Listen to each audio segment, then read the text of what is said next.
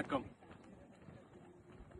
காடு மலர் கோடிதனில் ஓடி விளையாடுகிற பீடுமிகு மாநிலமே, பற்றுக்கொடி கொற்றற்கொடை வெற்றி திரு முத்து தமிழ் சுற்றுச்சுடர், பற்றுக்கொடி வெற்றி கொடி சுற்றுச்சுடர் மானத்தோடு புறப்பட்ட இந்த முத்தரையர் சேனை 16 போர்களிலும் வெற்றி பெற்ற நம்மளுடைய பேரரசர் பெருமிடுகு முத்தரையர் அவர்கள் வழிபட்ட இந்த தளத்திலிருந்து நம்முடைய முத்தரையர் உறவு சொந்தங்களுக்கு நான் வேண்டிக் கொள்கிறேன்.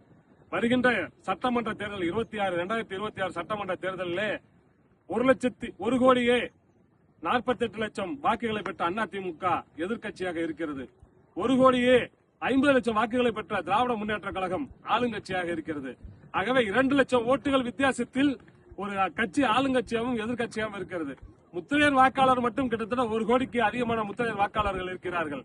நமக்கு 40 சட்டமன்ற தொகுதிகளை வெற்றி பெறுவதற்கான வாய்ப்புகள் இருந்தும் இந்த அரசியல் கட்சிகள் நமக்கான சட்டமன்ற உறுப்பினர்களை வேட்பாளர்களை கொடுப்பதில்லை.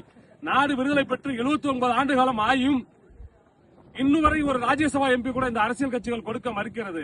ஆக உரிமை மறுக்கப்பட்ட இந்த சமூகத்திற்கு பேரரசர் பெருமிடுகு முத்தரையர் வணங்கிய இந்த கோயிலிருந்து இன்றைக்கு பௌர்ணமி நிலவான இன்றைய தேதியில் நாம் சூழ்நிற்போம். முத்தரையர்கள் ஆட்சி அதிகாரத்தில் பங்கெடுப்போம்.